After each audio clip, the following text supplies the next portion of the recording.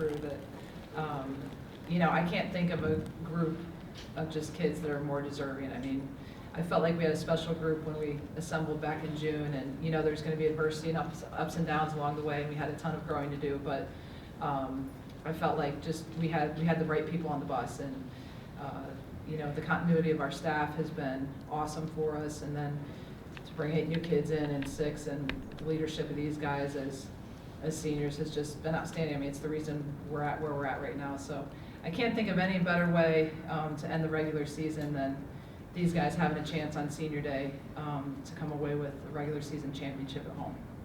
You were always confident from before the first game of the year that this group could be special. When did it hit you that this team could end up being a champion throughout the regular season?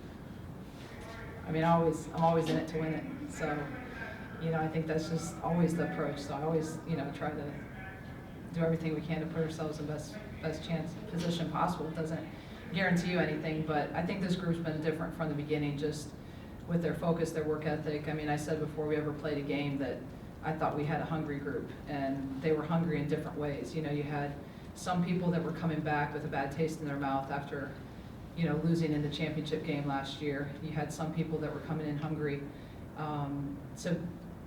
Transfers coming in like Kylie and Sarah that wanted to be an impact and be in a position where they could contribute to a championship program. So I think we were just hungry in a lot of different ways. But I've said all year, I think we've been a mature team. We've known how to handle success. We've known how to handle failure and how to face adversity. And they've really brought into everything that we've asked them to do. They've supported each other. They've become great friends on and off the court. There's just so many intangibles that go into making a successful team, and there were all those intangibles that I could see developing and that we had from the jump. And it goes back to, I think, from the beginning, we had great kids here. That Kylie 3 late seemed to be the dagger.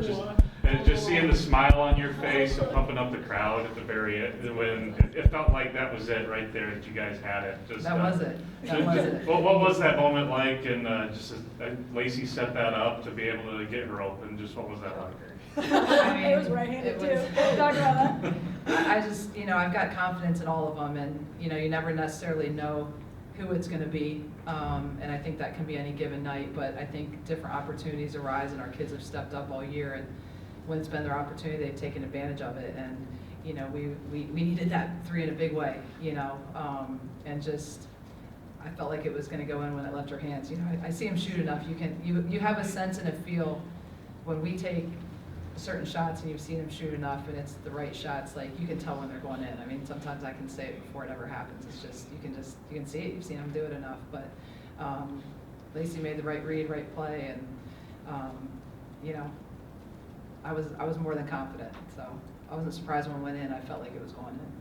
Kylie, what was that moment like? Because I see the other three girls at the table, they've had the moments, but just what was it like to sink that and see Coach, you was just kind of going crazy on the sideline when that went in? Well, I was too, and then I got emotional, and I'm like, oh my gosh, we got a minute left, but I was like, I couldn't help myself. She was great. And then I got fouled to shoot free throws, and I'm like, oh my gosh, pull it together. I got to make these 2 free throws. Go on, 8. Yeah, it was awesome. Coach, I've asked this question before. I mean, you came in, you followed a very successful tenure before you. Came in and you got nothing but a skeleton crew. 3 years, 20-plus wins every year. Now, a regular season championship. I know the job's not finished, but seriously, I mean, what is it about what you try to bring and build together that's been successful? How did you get this new group to play as well as they've ever played together? I mean, it's hard. It's hard, the recruiting process, especially with the landscape today. It's kind of like you're speed dating, I mean, you're having to make decisions on, transfers and kids and things like that in a really short period of time. So I don't know. I don't think there's any exact science to it. I think it's having been in it a long time and try to get a feel for people and character and kids. And, we have a system that's been successful, so you know what you're recruiting to from an X's and O's standpoint. So I think, we can see potential in kids, and then we pride ourselves in developing kids. But I think our staff's done a great job of identifying where our needs are, what we think the right fits are.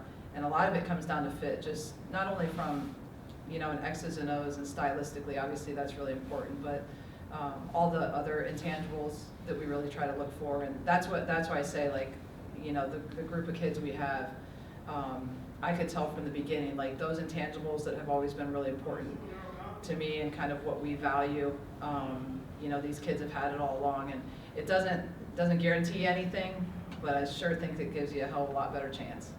You had Paige. We had Paige. You had Paige. I'm dating to marry. I didn't have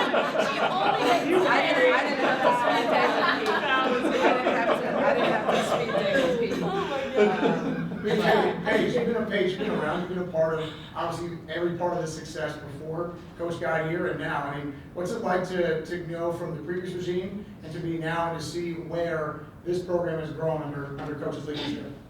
Yeah, I mean, I think the biggest thing was just trusting her and her trusting me that she's going to bring the right people in and like she said, getting the right people on the bus and then just buying in completely, you know, whether that's sacrificing something for another thing. But, you know, we talked about earlier in the season that sacrifice isn't exactly a loss, that, you know, you might be sacrificing minutes or shots or something like that, but in the end, you know, for winning games, it's like, is it really a sacrifice? So that's kind of how I viewed everything. And Sarah, for you, right? First game of the season we talked about, right? You kind of got emotional before the game because you were like, wow, it's my last first game ever as a basketball player. Then after the game, you talk about how this team, this special bond, reignited your love for basketball. So looking back, how glad are you that you left Columbia and came 3 hours south? I know I kind of said on the court, but just like any place that can, you know, reignite a love for a sport that you've been playing since you can remember. I think, like, just credit to everything here, the system, the coaches, the players, the community.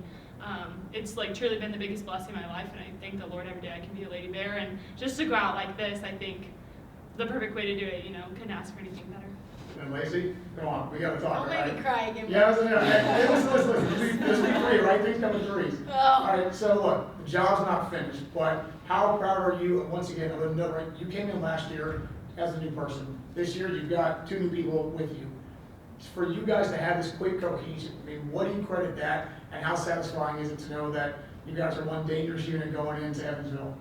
I mean, it's a lot of credit to Coach. I mean, she like P said, she brings in the right people, and when we buy in to what her plan is, we get people to come along with us, and be like, listen, like, if you just buy in, if you just trust, like, it's going to take care of itself, like Coach said. And so being able to have been in that position, and so I kind of understood where their heads were at, I was able to, you know, kind of share it a little bit better because I'd been there and I'd done what they did.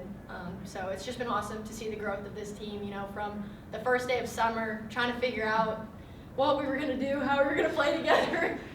Didn't even know how you wanted to get taped yet. Yeah, I mean, I didn't even know how I was going to get taped, but took after P, and I think that's the best person I could have followed coming in here. And then we've just gone down the line, you know, sharing that knowledge, and that's what's built this team together. You know, we're all on the same page.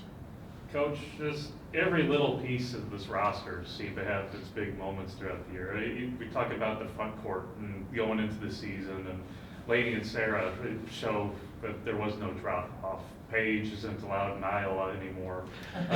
You drop a play to break a scoring drought with Lacey late, and Kylie hits a 3. Just seeing every single player on this roster seem to contribute to this. Just what's that meant? Just watching people that you've invested so much time into doing this. Yeah, I mean, I think more than anything, that's the beauty of our team. I think that's the beauty of a team. You know that.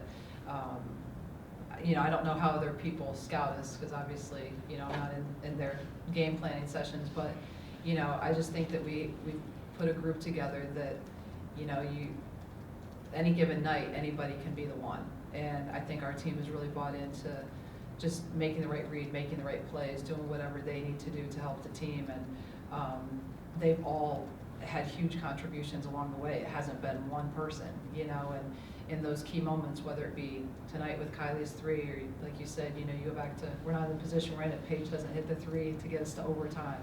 I mean, Kira has a huge shot, you know, I mean, there's, you could just go on down the line, I mean, with every single kid. You know, Lainey and Sarah have just, I mean, they've been awesome all year. I mean, just the thing I talked about heading into, you know, when you have a 20-game conference slate, I think it's the most conference games any conference plays. I mean, that's a lot of games, and to be, to compete for a championship, to win it, you consistently have to be good every single night, especially as good as our league is, you know, and any given night, anybody can win, we talk about it, and so I just think, you know, it's really hard to consistently be good, but I just love how, again, it goes back to how our kids have approached it, and, you know, I think if you would have taken, after our first conference game at UIC, there was a long road ahead. But it feels good, kind of all that we've gone through and come back from, and I don't know, I just can't say enough about our kids and their approach and what they've done. I mean, they've done it. They've just done what we've asked them to do.